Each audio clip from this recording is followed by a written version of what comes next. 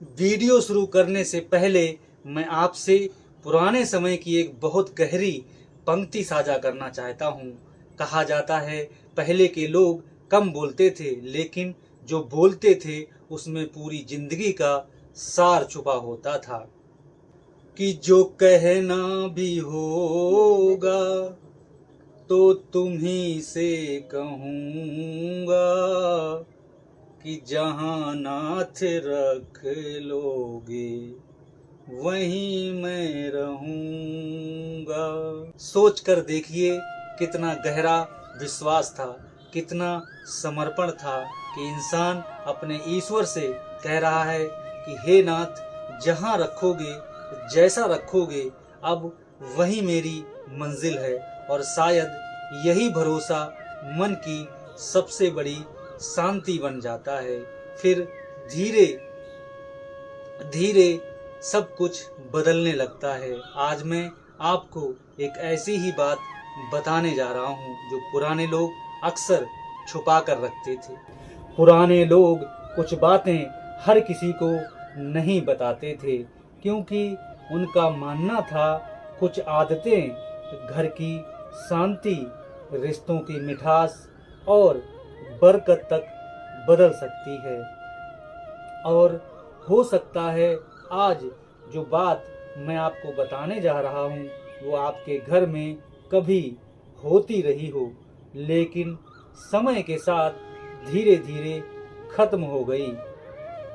क्या आपने कभी गौर किया है, पहले के घरों में कम पैसे होने के बाद भी सुकून ज़्यादा होता था, रिश्तों में अपनापन होता था, घर में बरकत होती थी और बड़ों का आशीर्वाद जैसे घर की दीवारों में बसा ही रहता था।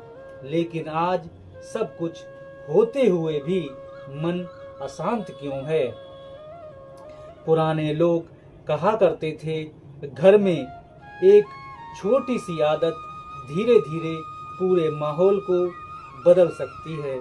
लेकिन अफसोस, आज बहुत लोग इस बात को छोटी समझकर भूल गए हैं।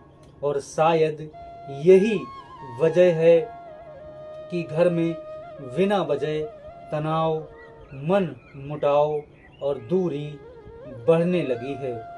पुराने लोग एक बात अक्सर कहा करते थे कि जिस घर में सुबह बड़ों की आवाज़ पहले सुनाई दे, उस घर का दिन भारी नहीं कहा जाता।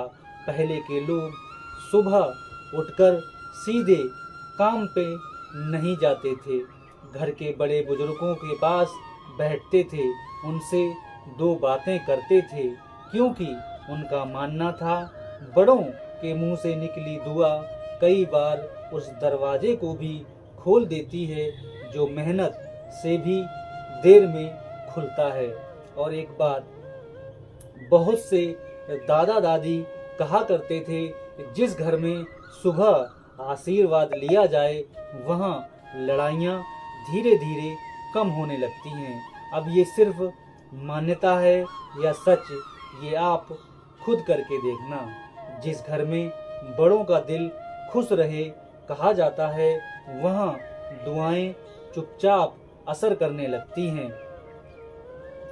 अब ये सही है या नहीं, ये आप खुद महसूस करके देखना। कल सुबह सिर्फ 2 मिनट घर के किसी बड़े के पास जाकर बैठकर देखना।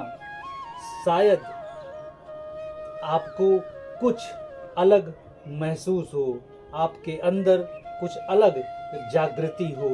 लेकिन पुराने लोग एक और बात छुपा कर रखते थे जो घर की बरकत से जुड़ी मानी जाती थी। उसका रहस्य अगली वीडियो में मैं बताऊंगा। अगर कहानी अच्छी लगी हो तो शेयर, लाइक और चैनल हम तेरे भक्त को सब्सक्राइब करना ना भूलें। जय भोलेनाथ, कोटि कोटि प्रणाम।